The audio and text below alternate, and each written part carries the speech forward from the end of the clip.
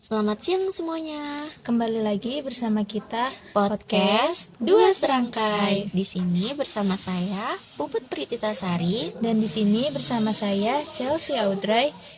Gimana nih kabarnya teman-teman? Alhamdulillah baik. Kira-kira apa yang bakal kita bahas kali ini? Yang akan kita bahas kali ini pastinya tentang ilmu keuangan nih, yaitu rekonsiliasi bank. Nah, maksudnya apa sih rekonsiliasi bank itu? Jadi, rekonsiliasi bank itu merupakan sebuah rangkaian catatan informasi keuangan yang menjabarkan tentang perbedaan-perbedaan kas antara perusahaan dan bank. Perbedaan tersebut dapat dilihat dari catatan bank dengan catatan kas nasabah. Pendapat lain juga mengartikan jika rekonsiliasi bank merupakan sebuah bentuk verifikasi dalam proses pencocokan data saldo sebuah perusahaan dengan catatan keuangan yang terkait dari pihak bank.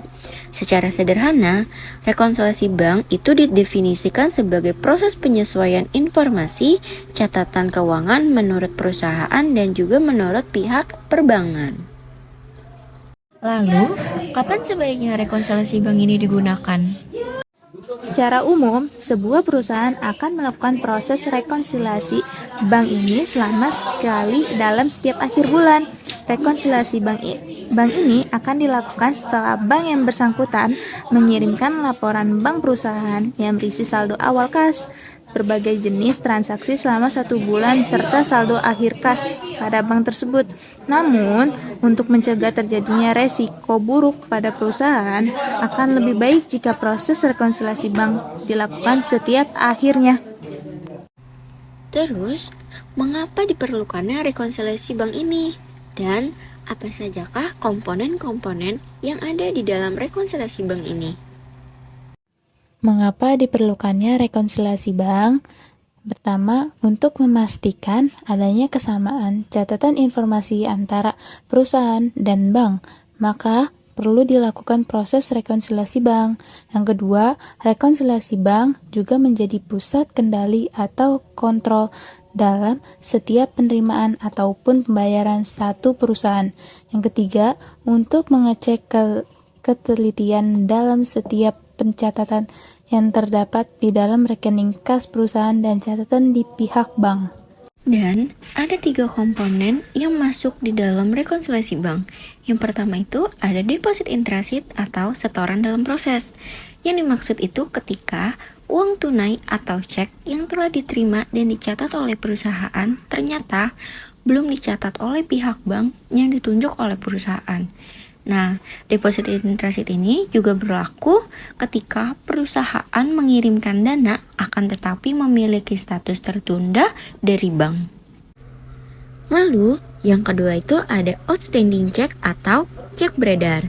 Yang dimaksud ialah ketika cek yang telah dicatat oleh sebuah perusahaan akan tetapi belum dicairkan. Mengapa? Ya karena jika proses pencairan ini belum diselesaikan, maka data tidak akan muncul pada laporan keuangan bank ya. Dan yang ketiga itu ada non-sufficient fund check atau cek kosong. Maksudnya itu adalah cek yang tidak diterima oleh bank dikarenakan dana yang terdapat di dalam rekening perusahaan tidak mencukupinya.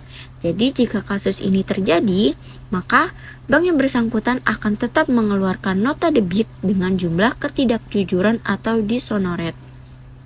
Yang kemudian saldo yang terdapat di rekening perusahaan juga akan dikurangi.